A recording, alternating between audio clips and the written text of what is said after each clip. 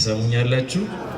በየሳምንቱ በየቀኑ በየሰዓቱ የምንሰማው የእግዚአብሔር ቃል እርሱ ኢትዮጵያውያን የሚመገቡት ምግብ ነው። እሱን ነው ምግባቸውን አዘጋጀ ያለው። ቅዱስ ዳዊትም ሲናገር የመላእክትን እንጀራ የሰው ልጆች በልት ነው ያለው። የመላእክት እንጀራ ምንድነው ያላችሁ እንደሆነ ለእግዚአብሔር ዕለት ዕለት የሚቀርበው ምስጋና ነው። ይህንን እንጀራ እንድንበላ ይረዳን የአባቶቻችን የኛም አምላክ እግዚአብሔር ስሙ የተመሰገነ ይሁንልን። ክብር ምስጋና ለእርሱ። የትም ዓለም ላይ ብትሄዱ፣ የትም ቦታ ላይ ብትሄዱ ሰው ፕሮግራም ሰጥቶ ቁጭ ብሎ እንዲህ የእግዚአብሔርን ቃል ለመማር የሚሰናዳበት ሀገር የለም። እውነት ነው የምላችሁ። ይሄ ያለው ኢትዮጵያ ውስጥ ነው። በዚህ ስፍራ ልንበላ የመጣነው የእግዚአብሔርን ቃል ስለሆነ እግዚአብሔር ደግሞ ሲናገር ሰው በእንጀራ ብቻ አይኖርም በእግዚአብሔርም ቃል እንጂ ነው የሚለው። ስለዚህ ይህን እንጀራ እየበላን ነው የኖርነው ማለት ነው። ይህን እንጀራ ብርቅ እንዳይሆንብን የእግዚአብሔር ቃል ብርቅ ነበር ተብሎ እንደተጻፈ በእኛ ላይ የእግዚአብሔርን ቃል የማንሰማበት ቀን እንዳይመጣ እግዚአብሔር ይጠብቀን። እኔም ምለውን ከኔ በኋላ በሉና አጭር ትምህርት ተምረን ወደ የቤታችን እንገባለን። እግዚአብሔር ያስተምረን። ከኔ ጋር ያልሰበሰበ በሉ። የሚያስሩላቸው አሉ፣ በብብታቸው ስር የሚቀብሩላቸው ሰዎች አሉ፣ ግን መዳን አልነበረም። ስለዚህ ሰው ተጨንቆ ነው የሚኖረው የነበረው ጌታ ከመምጣቱ በፊት። ሴቶች በሚወልዱበት ሰዓት እውር ይወልዳሉ፣ ዲዳ ይወልዳሉ፣ የተሽመለመለ ይወልዳሉ። ምንም ነው ነገሩ። ሰው በመከራ በሚኖርበት ሰዓት ነው ጌታችን መድኃኒታችን ኢየሱስ ክርስቶስ የመጣው። ታዲያ አብዛኛው ሰው የሰይጣን ምርኮኛ ነበረ። ሰይጣን ይጫወትባቸው የነበረበት ዘመን ነው ያ ዘመን። ታዲያ በዚያን ዘመን መድኃኒት ቆራጮች ብር ስለሚያገኙ ገንዘብ ስለሚያገኙ መድኃኒቱን ስለሚሸጡ ብዙ ዋጋ ያገኙ ነበረ። ባለጸጎች መድኃኒት ቆራጮች ነበሩ እንጂ በሽተኞቹ ሁሌም መከራቸውን ያያሉ። እሱም ቢሆን ገንዘብ መክፈል የሚችሉ ብቻ ናቸው መታከም የሚችሉት። ድሆቹ ግን ለዘላለም ማቀው የሚኖሩ ናቸው። እድሜ ልካቸውን እያለቀሱ የሚኖሩ ድሆች ነበሩ ገንዘብ ስለሌላቸው። መታከም የሚችሉት ግን ገንዘብ እየከፈሉ ባለመድኃኒቶች ጋር ይሄዳሉ። ቢድኑም ባይድኑም ገንዘቡ መክፈላቸው አይቀርም። በዚያን ሰዓት ነው ጌታ ወደ ከተማ እየገባ ያለ እውርና ዲዳ ይዘው መጡ። እውርና ዲዳ ይዘው ሲመጡ እውሩ ማየት አይችልም፣ ዲዳውን መናገር አይችልም። ጌታችን መድኃኒታችን ኢየሱስ ክርስቶስ በዚያ ያለፈ ሰው ዝናውን ሲሰማ ያለ ብር የሚያድን ያለ ምንም ጥቅም እንዲሁ የሚያድን ዘርን ሳይመለከት የሚያድን ከኔ ወገን የተወለደ ነው የማይል ባለጸጋ ነው ብሎ የማይፈራ ደሃ ነው ብሎ የማይንቅ ገንዘብ አምጡ የማይል የሚያድን በምድር መካከል ተገኘ። ስለዚህ ይሄንን ሰው ሁሉ ዝናውን ሲሰማ በየቤቱ ያለውን ጭንቀት በሱ ላይ ሊወጣ ጌታን መፈለግ ጀመረ። ወንድሞቼና አባቶቼ፣ እናቶቼ፣ እህቶቼ በየቤታችሁ ያለውን መከራ ወደ እግዚአብሔር ካላመጣችሁ በስተቀር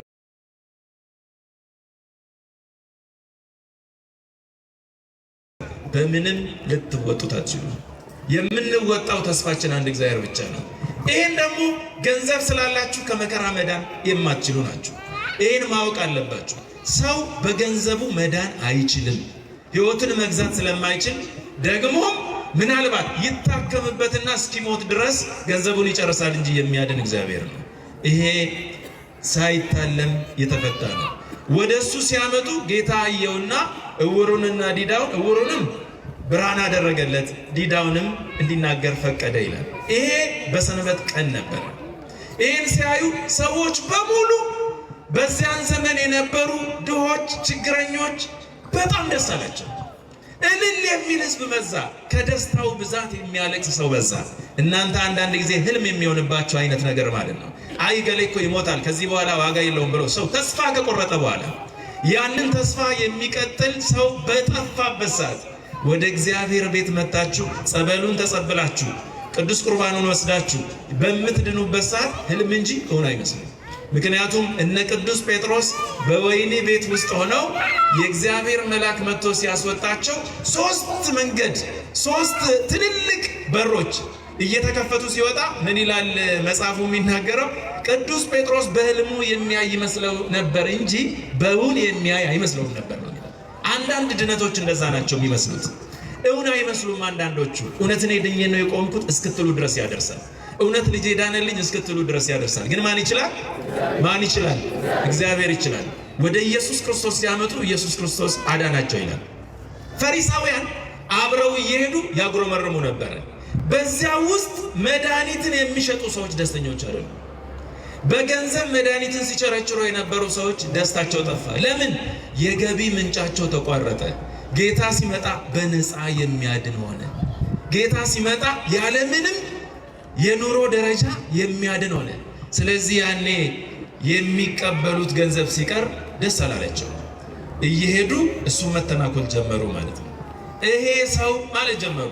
ከዚያ ሰይጣን ያደረበትን ሰው እንደገና አመጡለት። ሲያመጡለት ሰይጣን ያደረበትን ሰው እያስለፈልፈ ማስወጣት ጀመረ። ሰው ነፃ ሆነ። ደስ ይለው ጀመረ ሰው። ግን በመካከል ያሉ እነዚያ ሻጮች ደስ አላላቸው። ፈሪሳውያንም ደስ አላላቸው። ለምን? የነሱን ክብር የሚነካ ስራ መጣ። እነሱ በስታተሳቸው በሰው ደረጃ ለይተው ገንዘብ እየተቀበሉ የሚድነው ሳይድን ነገር ግን እየከፈለ ይኖር ነበር። ጌታ ሲመጣ እንዲሁ በነፃ ዳነ። ወንድሞቼና አባቶቼ በነፃ መዳን ከፈለጋችሁ ወደ ቤተ ክርስቲያን ነውና ቁረቡ። ከቆረባችሁ በኋላ እግዚአብሔር ይፈውሳችኋል። ይሄ ምንም ጥያቄ የለውም። በነፃ ነውና ጸበሉን ጠጡ። ሄዳችሁ ሽሮፕ በገንዘብ ከምትገዙ በነፃ ነውና የተቀደሰበትን ጸበል ጠጡ። ማን ያድናል? ግን እምነት አጣን ወንድሞቼና አባቶቼ። ወደ ጌታችን ወደ መድኃኒታችን ወደ ኢየሱስ ክርስቶስ ሰው ሁሉ መጉረፍ ሲጀምር ወሬኞች ውስጥ ለውስጥ እየሄዱ ወሬ ማውራት ጀመሩ። ምን የሚል? ሰይጣንን ማውጣቱን ሲያዩ ሰው ሁሉ እልል እያለ እነሱ በመካከል እየሄዱ ይሄ ሰውዬ እኮ ሰይጣንን የሚያወጣው በሰይጣን ነው አሉ። ሰይጣንን የሚያወጣው በሰይጣን ነው ብለው መናገር ጀመሩ። ጌታ ሰማና እንዲህ አለ፣ እኔማ በሰይጣን ሰይጣንን ማወጣ ከሆነ እርስ በርሷ የምትለያይ መንግስት ምን ትሆናለች? ትጠፋለች። ስለዚህ ሰይጣንን የሚያወጣ ከሆነ እርስ በርሱ መንግስቱ ተለያየ። እንዴት ሰይጣን መንግስቱን ሊያቆም ይችላል? ስለዚህ እርስ በርሷ የምትለያይ መንግስት እርሷ ትጠፋለች አለ። አባቶቼና እናቶቼ ክርስቲያኖች የምንጠፋው እርስ በርስ መለያየት የጀመርን ቀን ነው። ኦሮሞና አማራ ብለን መከፋፈል የጀመርን ቀን እንጠፋለን። እመኑ። ይሄንን ባለጸጋና ድሃ ብላችሁ መከፋፈል የጀመራችሁ ቀን ትጠፋላችሁ። የተማረና መሃይም ብላችሁ የተዋቀራችሁ ቀን ትጠፋላችሁ። ስለዚህ የእግዚአብሔር መንግስት አንድ እንድትሆን ከፈለጋችሁ መንግስቱ አንድ፣ አምላክ አንድ፣ ሃይማኖት አንድ። ስለዚህ በሃይማኖታችሁ የጸናችሁ ከሆነ የእናንተ መንግስት የጸና ይሆናል። የዲያብሎስን መንግስት እንዴት ሊጸና ይችላል አለና ጌታ ተናገረ። ከዚያስ ምን አለ? እኔስ አለ በሰይጣን ሰይጣንን የማወጣ ከሆነ የገዛ ልጆቻችሁ እናንተ ያሳደጋችኋቸው ልጆች ምስክር ይሆኑባችኋል። ከእናንተ መካከል 12 ሰዎችን መርጬ እነሱን ለዚህ አብቅቻለሁ። እነርሱ ሰይጣንን ያወጣሉ።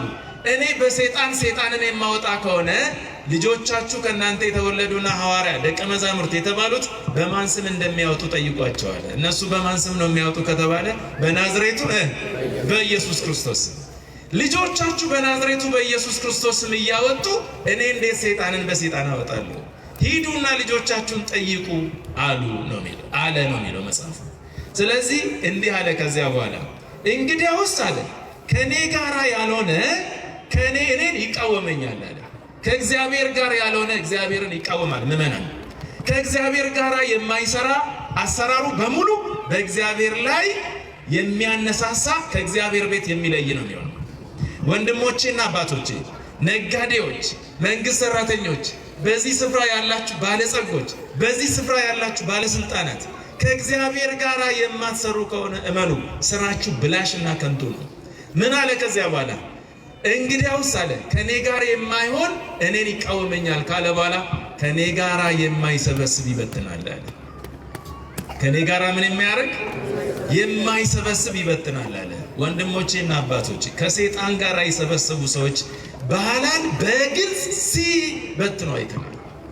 የሰበሰቡትን ገንዘብ ሲበትኑ አይተናል። ከእግዚአብሔር ጋር ትዳሮቻቸውን ያልሰበሰቡ ከእግዚአብሔር ውጪ ሲበትኑ አይተናል። ከእግዚአብሔር ጋር ቤት ያልሰሩ ከእግዚአብሔር ውጪ ሲያፈርሱ አይተናል።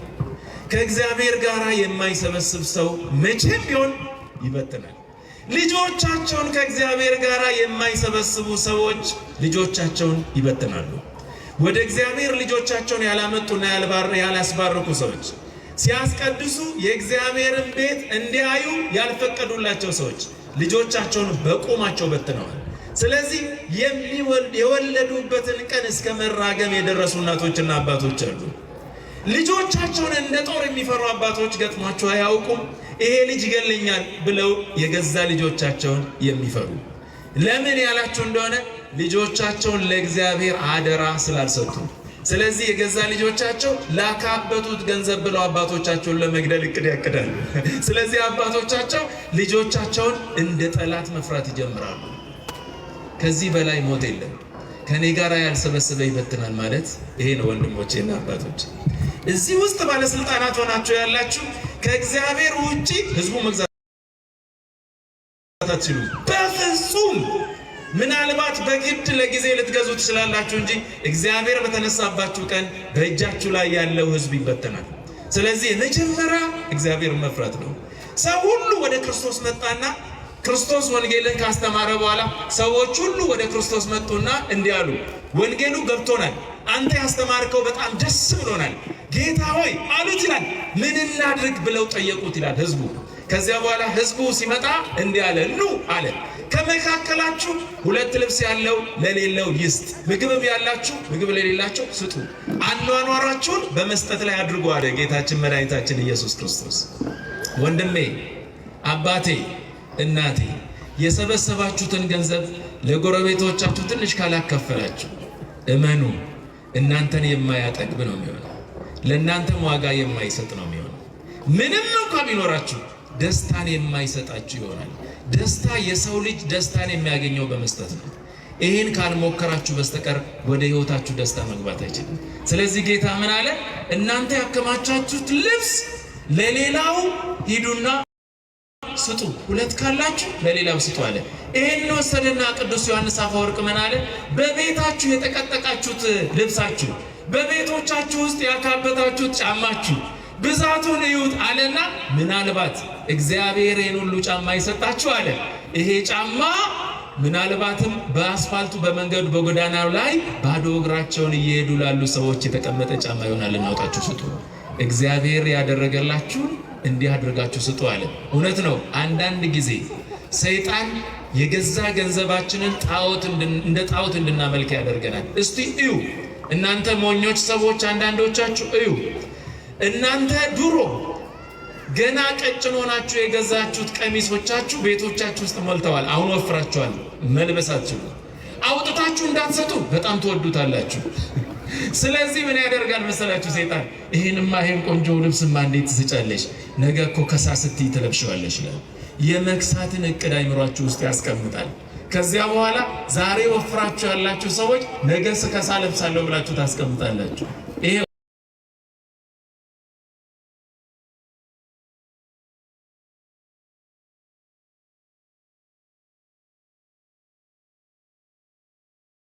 አንተ አለበሳችሁ እንደ ጣዖት ቁጭ ብሎ ይመለከታል።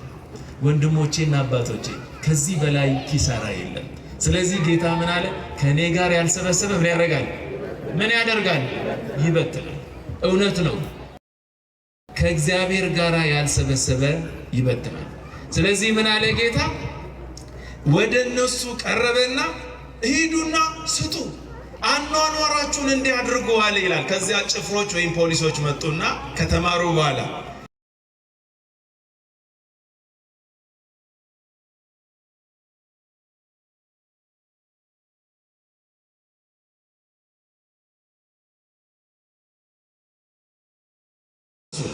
እንባቸውንም እንዲያለቅሱ አታድርጉ አለ ይላል።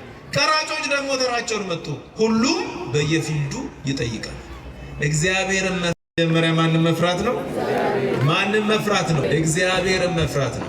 ያ የጥበብ መጀመሪያ እግዚአብሔርን መፍራት ከሆነ ሰው እግዚአብሔርን መፍራት ያለበት ባለበት የሥራ ደረጃ ነው። ወንድሞቼ፣ አባቶቼ፣ ነጋዴዎች በሱቃችሁ ላይ እግዚአብሔርን ፍሩ። ሰው ጭንቅ ውስጥ ሲገባ ዘይት አትደብቁ። ሰው ጭንቅ ውስጥ ሲገባ ዱቄት አትደብቁ። ይህን ያደረጋችሁ እንደሆነ እግዚአብሔር ከበረከቱ ይደብቅባችኋል። ሱቅ ከፍታችሁ የምትሸጡ በሚዛን አታጭበርብሩ፣ ከሚዛን ላይ አትውሰዱ። ዳቦ ቤት ከፍታችሁ የምትሰሩ ከግራም ላይ አትስረቁ። ይህን ስታረጉ እግዚአብሔር በረከታችሁን ያስቀርባችኋል። በተለይም ክርስቲያኖች ሆነን ስናስቀድስ እኛ ልንጠነቀቅ ያስፈልጋል። ለምን ያላችሁ እንደሆነ በምድር ላይ ያሉት ሁሉ እስላምም ቢሆን ፕሮቴስታንት የማን ፍጥረታት ናቸው?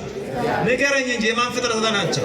እነሱ ሁሉ ከእናንተ የሚገዙ የእግዚአብሔር ፍጡራን እስከሆኑ ድረስ ምግብ ቤት ከፍታችሁ ስትነግዱ የምትነግዱላቸው የእግዚአብሔር ፍጥረታት ናቸው። ስለዚህ እነዚህን የእግዚአብሔርን ፍጥረታት እንድትመግቡ የተቀመጣችሁ በምድር ውስጥ በረከት ከፈለጋችሁ፣ ከእግዚአብሔር በረከትን መፈለግ ከጀመራችሁ እናንተ በምትሰሩት ስራ ሁሉ ታማኞች ሁኑ። ከዚያ በኋላ ምድር ሰላም ትሆናለች። እኛ ሌቦች ሆነን እኛ ወንበዴዎች ሆነን ግን ከእግዚአብሔር በረከትን ለማግኘት መሮጥ አንችልም። ይሄ አይሆንም። የሚሆነው እኛ በጎ ስንሆን ብቻ ነው። ስለዚህ ጌታ ምን አለ? ያለ እኔ ያልሰበሰበ ይበትናል አለ። እውነት ነው።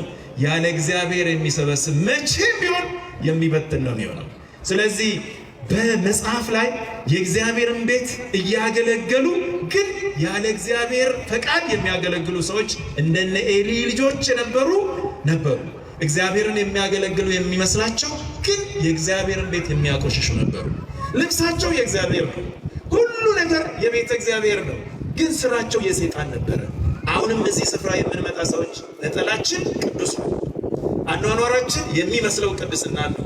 ግን ውስጣችን ካልተለወጠ ከእግዚአብሔር የምናገኘውን በረከት ያስቀርብናል። ስለዚህ የመጀመሪያው ነገር ከእግዚአብሔር ጋር መሰብሰብ ነው። ሰው እንደሆነ በምድር ላይ ሲኖር የሚፈልገው ነገር ሁሉ ምድራዊ ስለሆነ የሰማዩን መንገድ፣ የሰማዩን አገር፣ ሰማያዊውን ነገር ስለማያስብ ብዙ ጊዜ ይታለላል። ለምን? በምድር ላይ በጣም ብዙ የሚቆይ ይመስለዋል። ነገር ግን ቀኑ ዘመኑ ቀርቧል ተብሎ በመጽሐፍ ተነግሯል። ሁለት ሰዎች በአንድነት በእርሻ መካከል ያርሳሉ፣ አንዱ ይወሰዳል፣ አንዱ ይቀራል። ሁለት ሴቶች በአንድ ወፍጮ ይፈጫሉ፣ አንዲቷ ትወሰዳለች፣ ሌላኛው ይቀራል። ሁለት ሰዎች በአንድ መኝታ ላይ ይተኛሉ፣ ጠዋት አንደኛውን መጥተው ይወስዳሉ፣ ሌላኛው ይቀራል ተባለ።